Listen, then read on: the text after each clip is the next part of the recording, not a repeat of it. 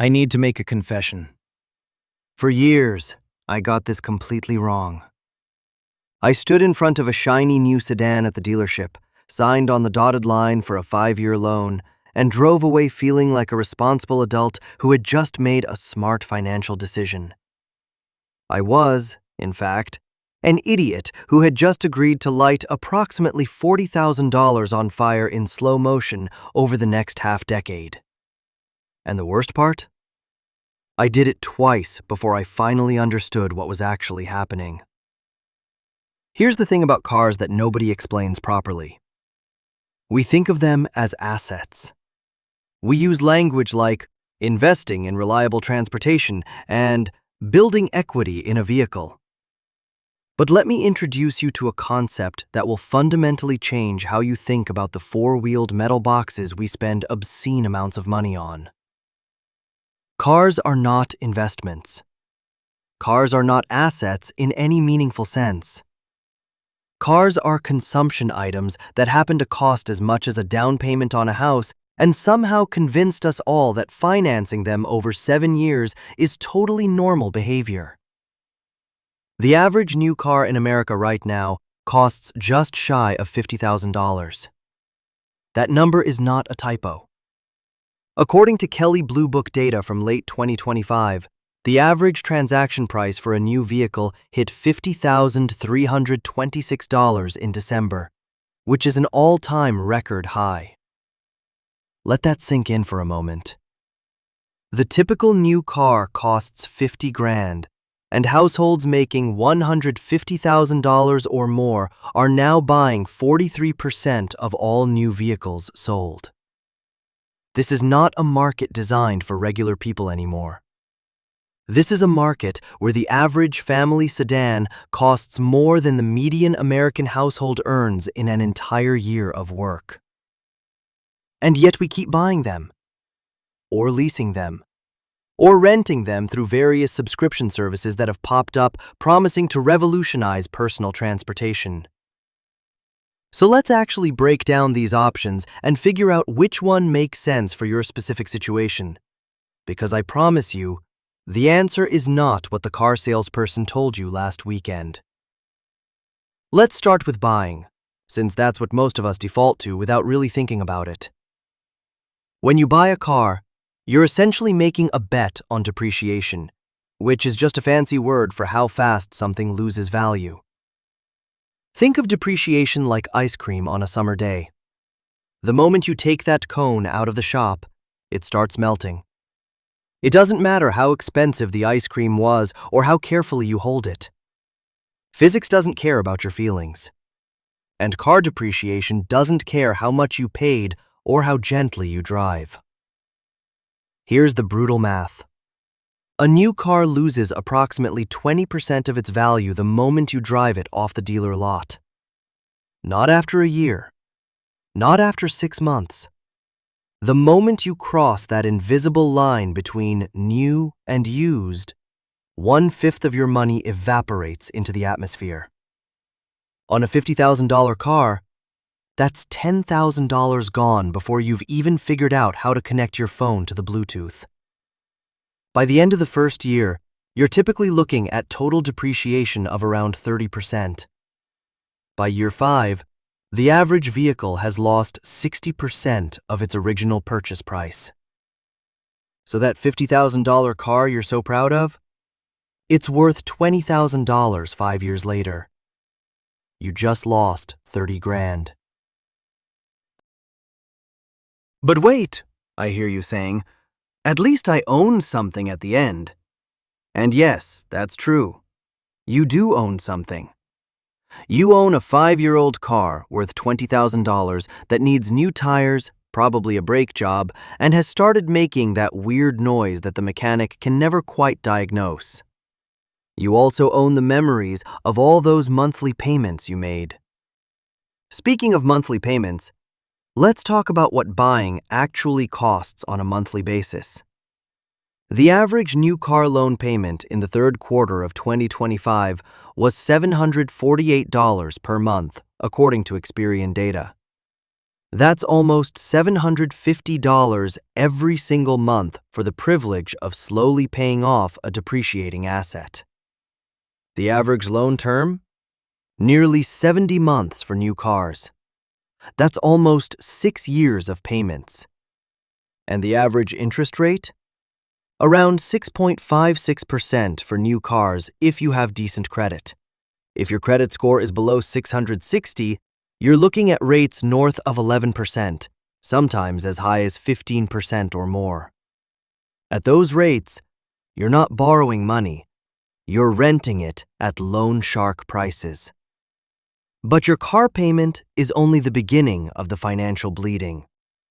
According to AAA's 2025 Your Driving Costs study, the total average cost of owning and operating a new vehicle is $11,577 per year. That's $965 per month when you factor in depreciation, fuel, insurance, maintenance, repairs, tires, financing charges, license and registration fees. Let me say that again in a different way. The average car costs you almost $1,000 a month in total cost of ownership. That's more than many people pay for rent in plenty of American cities. The single biggest component of that cost is depreciation, at $4,334 per year on average for a new vehicle. That's money you're losing whether you drive the car or let it sit in your garage. It's the silent wealth destroyer that nobody talks about at the dealership because it would make their sales pitch considerably less compelling. Hey, would you like to sign up to lose $4,000 a year in exchange for the privilege of driving this shiny thing around? Now let's talk about leasing, because this is where things get interesting and also where a lot of people convince themselves they're being smart when they're actually just renting their financial future. When you lease a car, you're essentially paying for the depreciation plus interest plus fees and then handing the car back to the dealer at the end. The average lease payment in 2025 is $659 per month, according to Experian data, which is about $89 less than the average loan payment for buying. That sounds like a win, right? Lower monthly payment, no worries about depreciation since that's the dealer's problem at the end of the lease? Not so fast. Let's actually do the math on a 3-year lease versus a 5-year purchase. If you lease a car for 3 years at $659 per month, you'll pay $23,724 in total lease payments. At the end of those 3 years, you have exactly nothing. No car, no equity, just memories, and hopefully good Yelp reviews for that brunch spot you drove to every Sunday. If you buy a $50,000 car with a 5-year loan at $748 per month, you'll pay approximately $44,880 in principal and interest over those 5 years. At the end, you own a car worth roughly $20,000. Your net cost was about $24,880 plus all the interest you paid on the declining balance. Okay, so buying looks slightly worse at first glance. But here's where leasing people always get tripped up. They don't account for what happens in years 4, 5, 6, 7, and beyond. The person who bought the car can drive it for another 3, 5, even 10 years with no car payment. Their only costs are fuel, insurance, maintenance, and repairs. Meanwhile, the leaser has to sign up for another lease, and another, and another. It's like being on a subscription service that you can never cancel because you need transportation to get to work. Let's extend the comparison to 10 years. The leaser doing 3-year cycles would have made 3 complete lease agreements, paying roughly $70,000 to $80,000 total, depending on how lease prices change over time. They would still own nothing at the end. The buyer would have paid their $45,000 for the purchase, Then maybe $2,000 per year in maintenance and repairs for years 6 through 10, which is actually high if you've maintained the vehicle properly, totaling roughly $55,000. And they'd still have a 10-year-old car worth maybe $5,000 to $7,000, depending on the model. The buyer comes out $15,000 to $20,000 ahead over a decade. That's not nothing. That's a down payment on an actual house. But leasing has even sneakier costs that most people don't factor in. There's the acquisition fee, which is basically a charge for the privilege of being allowed to lease the car, typically $500 to $1,000. There's the disposition fee at the end, which is what they charge you for the privilege of giving the car back, usually another $400 or so. Then there are excess mileage charges if you drive more than the typically allowed 10,000 to 15,000 miles per year, which can run 15 to 25 cents per mile. Drive 5,000 miles over your limit? That's $750 to $1,250 extra at the end of your lease. And don't get me started on wear and tear penalties. That small dent in the bumper from when you tapped the parking bollard? That scratch on the door from the shopping cart that rolled into your car? The stain on the back seat from your kid's juice box explosion? All of those can trigger charges when you return the vehicle. Leasing locks you into a perpetual cycle of payments with no end in sight. It's like renting an apartment forever, except the apartment depreciates, requires expensive maintenance, and you get charged extra if you accidentally scratch the wall. Now here's where things get genuinely interesting. Let's talk about the third option that most people don't consider seriously enough. Actually renting a car when you need one. I know what you're thinking. Rental cars are expensive. You've seen those Hertz and Enterprise rates at the airport that make you want to just walk home. But let's look at this differently. If you work from home, live in a city with decent public transit or rideshare options, and only actually need a car for weekend trips, road trips, and the occasional errand run, does it make sense to pay $965 per month in total ownership costs for a vehicle that sits in your parking spot 90% of the time? Let's do some real math. Say you need a car about 50 days per year. Not 50 weekends, but 50 actual days of having a vehicle. That might include a couple of week-long road trips, several weekend getaways, some days running errands that require a car, and a few random occasions where rideshare isn't practical. At an average rental rate of $60 to $80 per day, including insurance, you're looking at $3,000 to $4,000 per year for transportation, plus another $2,000 to $3,000 for Uber and Lyft rides on days when you need to get somewhere but don't need a full car rental. Total cost? Maybe $6,000 per year. Compare that to $11,577 per year for car ownership. You're saving over $5,500 annually, which is nearly $46,000 over a decade. That money, invested at 7% average returns, would grow to roughly $75,000 over that same 10-year period. That's a substantial chunk of retirement savings, all from just not owning a car. Of course, this math only works if you genuinely don't need a car most days.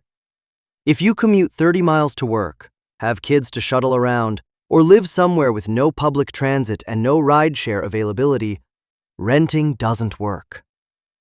The break-even point seems to be somewhere around driving 5,000 to 7,000 miles per year. Below that, renting and ride-sharing usually wins. Above that, ownership or leasing makes more sense.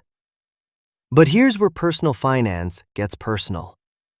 The raw numbers don't account for how much you hate waiting for an Uber, or the inconvenience of having to plan ahead for a rental, or the pure joy some people get from having their own car sitting in the driveway, ready to go at any moment. These are real factors that have real value.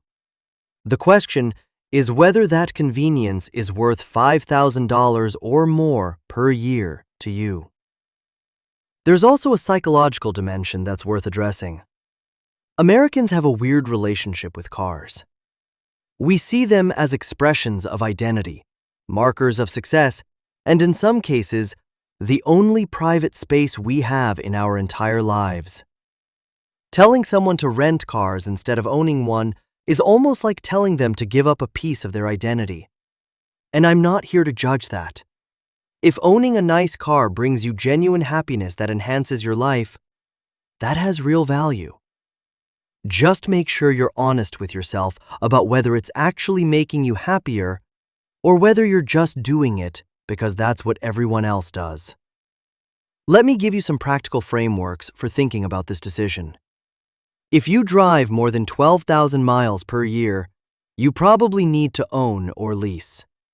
The rental math just doesn't work at higher mileage, and the convenience cost becomes too significant. The question then becomes whether to buy or lease. In general, buying wins if you keep cars for more than 5 years, have the discipline to maintain them properly, and prefer the freedom of no mileage limits and no wear and tear penalties.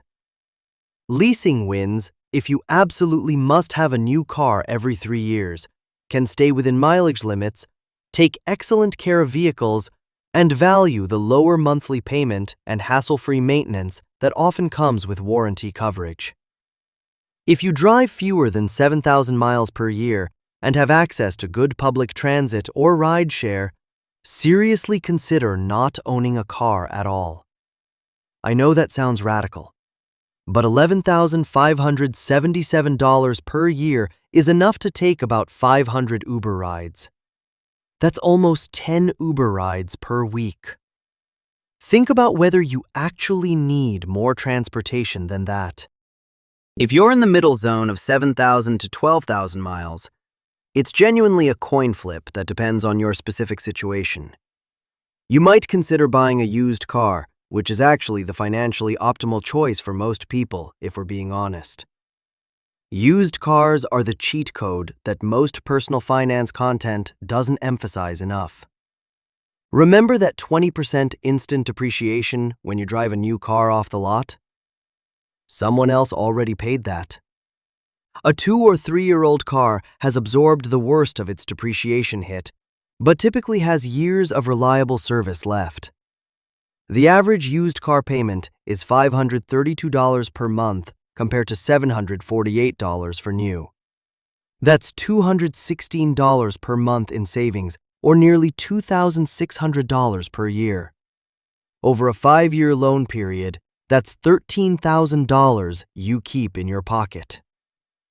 And here's the thing about modern cars that nobody mentions. They last forever now. Well, not forever, but the average age of vehicles on American roads has climbed to over 12 years. Modern engines, if maintained properly, regularly run 200,000 miles or more.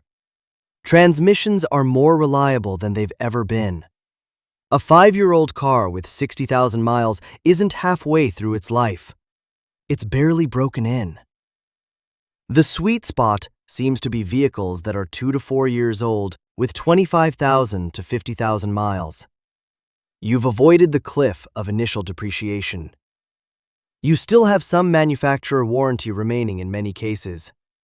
The car has proven itself reliable since major problems usually show up in the first couple years. And you're paying 30% to 40% less than new price for something that will functionally serve you just as well. Let me close by addressing something that I think gets lost in all this number crunching. The car decision isn't really a financial decision at its core. It's a values decision. How much do you value freedom of movement? How much do you value new technology and safety features? How much do you value status and the message your car sends to the world? How much do you value keeping money that could compound in investments over decades? There's no objectively right answer to any of these questions. The financially optimal choice for almost everyone is to buy a reliable 3-year-old sedan, drive it for 10 years while maintaining it properly, and then repeat. That will minimize your total cost per mile of transportation over your lifetime. But the financially optimal choice isn't always the right choice. Life is short. Joy matters. You have to balance spreadsheet optimization against actually living. What I will say is this: make the decision with open eyes. Understand that the person at the dealership is not your friend and does not have your financial interests at heart. Understand that the monthly payment is a tiny fraction of the true cost. Understand that depreciation is real money leaving your life, even though you never write a check for it. Understand that the car sitting in your driveway is not building wealth for you. It's quietly destroying it every single day. A car should be a tool that serves your life, not a financial anchor that drags down your future. For some people, owning a nice new car is genuinely worth the cost. For others, leasing provides valuable flexibility that justifies the premium.